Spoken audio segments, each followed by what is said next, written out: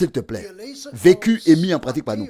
Nous lisons maintenant dans Matthieu 24, verset 45. Matthieu 24, verset 45. Qui est donc le serviteur fidèle et sage que son maître a établi sur ses domestiques pour leur donner la nourriture au temps convenable?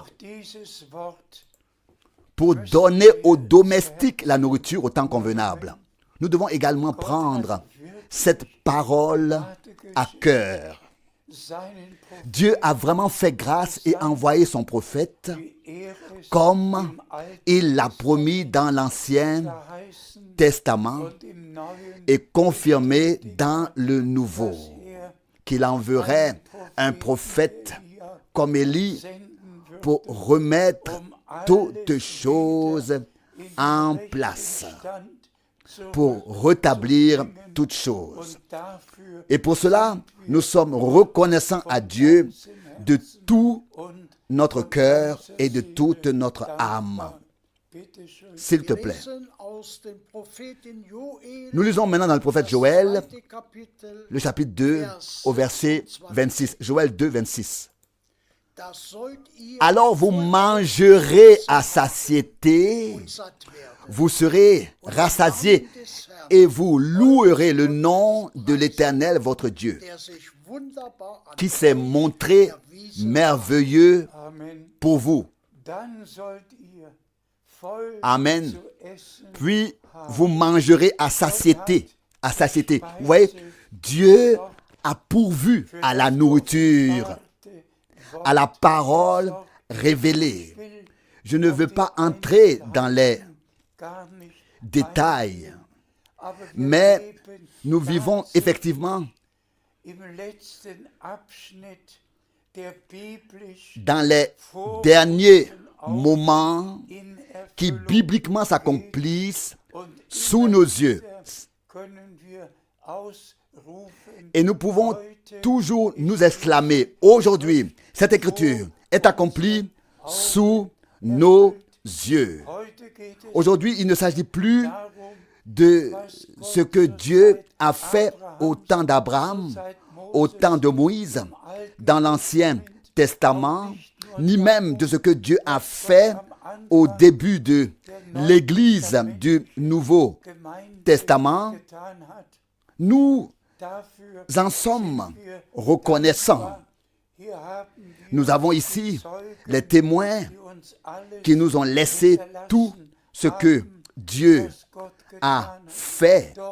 Mais maintenant, il s'agit vraiment de nous placer en tant qu'Église du Dieu vivant sur le sol des promesses afin que Dieu puisse accomplir toutes les promesses. Seuls ceux qui croient aux promesses de Dieu les verront aussi, les vivront aussi dans leur accomplissement. S'il vous plaît, prenons cela à cœur. Poursuivons notre lecture. Nous lisons dans le prophète Zacharie, le chapitre 2, le verset 12. Zacharie 2, verset 12. Mais l'Éternel prendra possession de Juda comme de son héritage sur la terre sainte, et il choisira de nouveau Jérusalem. Amen. Cela aussi est une parole très très importante.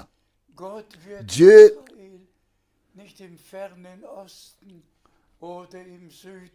ne possédera pas Israël en Extrême-Orient ou dans le sud, mais dans la terre promise, à Jérusalem, sur la montagne de Sion. Dieu possédera son peuple Israël là où l'a désigné. Et nous connaissons tous les promesses et nous savons tous ce qui s'est passé à Jérusalem et que Dieu a promis Jérusalem au peuple d'Israël et que le royaume partira à nouveau de Jérusalem. Ou bien alors la royauté partira de nouveau de Jérusalem, à nouveau de Jérusalem. Mais maintenant, cela se rapporte à nous, à l'Église du Nouveau Testament. Dieu ne nous ramène pas aujourd'hui à l'époque de la Réformation ou à l'époque des réveils qui ont eu lieu après la Réformation.